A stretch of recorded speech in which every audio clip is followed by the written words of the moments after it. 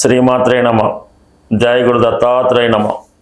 ఈ వీడియోలో మనం కుంభరాశి వారికి నవంబర్ 16 నుంచి 22 మధ్యలో జరిగే వార ఫలాలు పరిశీలించినప్పుడు ముఖ్యంగా కుంభరాశి వారికి తులారాశిలో శుక్రగ్రహ సంచారం చాలా వరకు అదృష్ట యోగాన్ని కలిగిస్తూ ఉంటుంది. ఎవరైతే టీవీ మీడియా సినిమా రంగంలో కానీ పబ్లిక్తో సంబంధం ఉన్నటువంటి ఉద్యోగస్తులు ఎవరికైనా సరే గుర్తింపు రావడం జరుగుతుంటుంది. మీలో ఒక టాలెంట్ పెరుగుతూ ఉంటుంది, ఒక ఆకర్షణ పెరుగుతూ ఉంటుంది. అయితే ఈ కుంభరాశి వారికి ప్రస్తుతం ఈ రాశిలో రాహు సంచారం వల్ల ఏదో ఒక బలహీనత వీళ్ళని ఇబ్బంది పెడుతూ ఉంటుంది. ఏదో ఒక అటాచ్మెంట్ని వదులుకోలేకపోతూ ఉంటారు. ఏదో ఒక బలహీనతను వదులుకోలేక దానికోసం ఎక్కువ సమయం, కాలం, ధనం వృధా అవుతూ ఉంటుంది. ఎన్ని మంచి ఆలోచనలు, ఎన్ని మంచి లక్షణాలు ఉన్నప్పుడు కూడా అంతర్గతంగా కొన్ని మైనస్లు ఈ రాశి వారిని ఈ సమయంలో ఇబ్బంది పెడుతూ ఉంటాయి. దాంతో ఇప్పుడు శుక్రుడు కూడా ఈ రాశిలో ప్రవేశించడం వల్ల, ఈ శుక్రుడిపై రాహు దృష్టి వల్ల ఏంటంటే ఏదో కొత్త వారితో ఒక పరిచయం లాంటిది ఏర్పడి అది ప్రేమగాను, ఒక ఎఫ్ఐఆర్ గాను, ఒక ఇంటర్ కాస్ట్ మ్యారేజ్ లాగాను ఏర్పడే అవకాశం ఉంది.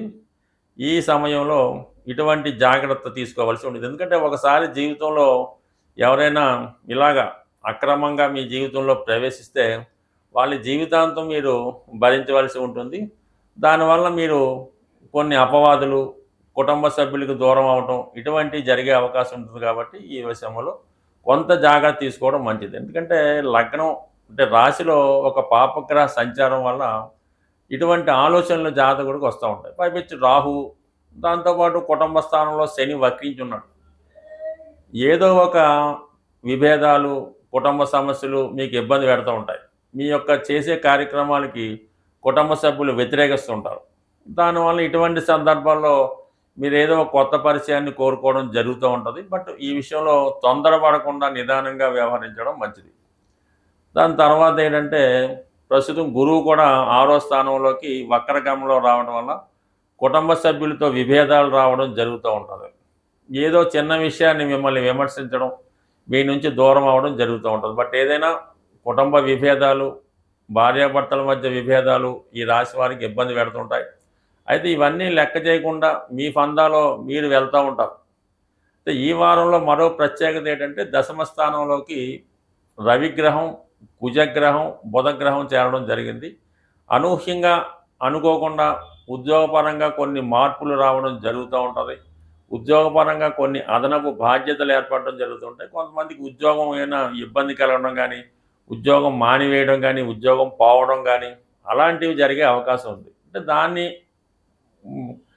కాకుండా మీరు ఆ ఉద్యోగంలో ఇబ్బంది ఉండగా వేరే విధంగా ఆ ధనం సంపాదించే ప్రయత్నం, లేదా రాజకీయ ప్రయత్నాలు, రాజకీయంగా తిరగడం, లేదా రియల్ ఎస్టేట్ లాంటి చేయడం, మీడియేటర్గా వ్యవహరించడం, అంటే ఏదో విధంగా దాన్ని కవర్ చేస్తూ సంపాదన ఆగిపోకుండా ప్రయత్నం చేస్తూ ఉంటారు. బట్ ఏదైనా వృత్తిపరమైన కొన్ని ఇబ్బందులు వచ్చే అవకాశం ఉంది. ఉద్యోగపరంగా కొన్ని నిందలు, చికాకులు కూడా రావచ్చు. ఈ కారణం వల్ల ఏంటంటే ఉద్యోగరీత్యా కొంతకాలం పాటు కుటుంబానికి దూరంగా ఉంటూ అక్కడ ఉద్యోగం చేయడం ఈ విధంగా జరిగే అవకాశం ఉంది. లేదంటే కొంతమంది ఏదో పార్ట్ టైం లాంటి చిన్న చిన్న ఉద్యోగాలు లాంటివి కూడా ఈ సమయంలో చేయవలసి ఉంటుంది. బట్ ఏదైనా ఈ రాశి వారికి చాలా జాగ్రత్తగా నిర్ణయాలు తీసుకోవాల్సినటువంటి సమయం. ముఖ్యంగా వారిలో ఉన్నటువంటి క్యారెక్టర్ని జాగ్రత్తగా కాపాడుకోవాల్సిన అవసరం ఉంది. అంటే ఎంతకాలం ఎన్ని మంచి పనులు చేసినా, ఎంతమందికి ఎన్ని ఉపకారాలు చేసినా, చిన్న చిన్న అపవాదుల వల్ల, చిన్న చిన్న మిస్టేక్స్ వల్ల అప్పటిదాకా చేసిన ఫలితం అంతా పోవడం జరుగుతూ ఉంటుంది. అప్పటిదాకా మిమ్మల్ని ఉపయోగించుకున్న వాళ్ళు, మీ నుంచి లబ్ధి పొందిన వాళ్ళు విమర్శించడం కూడా జరుగుతుంటుంది. ముఖ్యంగా ఎస్పెషల్లీ ఈ రాశి వారు రాహుగ్రహ ప్రభావానికి లోనవ్వకుండా తమ యొక్క క్యారెక్టర్ని జాగ్రత్తగా కాపాడుకుంటే అన్ని విషయాలు కూడా అనుకూలంగా ఉంటాయి. బట్ ఏదైనా ఉద్యోగపరంగా కొన్ని ఇబ్బందులు, కుటుంబపరంగా కొన్ని సమస్యలు ఎదుర్కోక తప్పదు. ఈ రాశి వారు వాటి నుంచి బయటపడాలంటే కంపల్సరిగా వీలైతే ప్రతిరోజు ఏదైనా అమ్మవారి ఆలయ దర్శనం చేసుకోవడం, వీలైనంత వరకు ఏదైనా విష్ణు సహస్రనామం కానీ అలాంటివి చదువుకొని మనసుని ప్రశాంతంగా ఉంచుకొని చెడు ఆలోచనల వైపు వెళ్లకుండా జాగ్రత్తగా ఉంటే అన్ని విషయాల్లో కూడా ఈ రాశివారు సక్సెస్ పొందినట్టే. స్వస్తి.